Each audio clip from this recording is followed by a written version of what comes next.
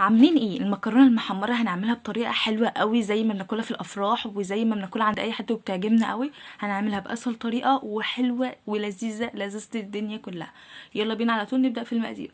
هنجيب الحله بتاعتنا نحط فيها حبه من الزيت كده حلوين، مش كتير قوي، لا يعني مثلا معلقتين كده 3 من الزيت على حسب هتستعملي مكرونه قد ايه.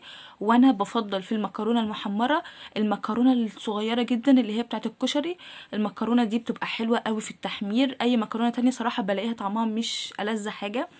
فاول ما بتحطيها بتكون النار عاليه عشان خاطر بس المكرونه تبدا تاخد السخونيه بتاعه الزيت والحله وتبدا تحمر، وتوطي النار نص توطيه. وانتي بتحمري المكرونه لما توطي النار نص توطيه بيفرق قوي في اللون بتاعها اللي هي بتاخده بطريقه حلوه قوي، وكله بياخد نفس اللون. المهم تستمري في التقليب المستمر، ما تسيبهاش وتروحي تعملي حاجه تانية عشان ما فيش حاجه تتحرق او تاخد لون ويبقى عندك لون ولون. لا، لما تفضلي حاطه المكرونه على نار متوسطه مايله للهاديه تفضلي تقلبي فيها كله بياخد لون ذهبي ولذيذ وحلو.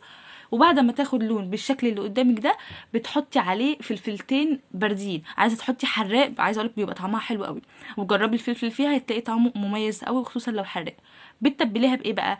بشويه من الفلفل الاسود مش كتير، والملح. الملح زي كانك بتعملي رز عادي. وبعد كده بتزودي لها الميه برضو زي الرز بالظبط المصري، بتزودي لها اعلى من المكرونه بعقله صباع واحده، يعني كانك بتعملي الرز بالظبط.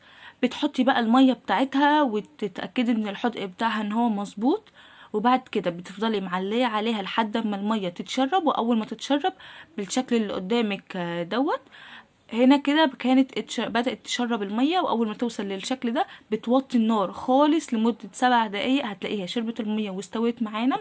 عايزه اقولك بصي لونها حلو، لان ده نتيجه ايه؟ نتيجه ان انت وانت بتحمريها وطيتي النار نص توطيه. بيفرق قوي يا جماعه بجد في درجه اللون بتاعه المكرونه، جربوا الطريقه دي.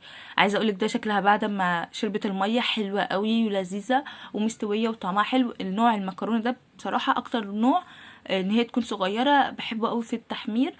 اي نوع تاني صراحه حتى لو الاكبر منها بشويه مش بلاقيه الطف حاجه. وكده خلصنا، اتمنى تشتركوا في القناه وتعملوا لي لايك. باي باي.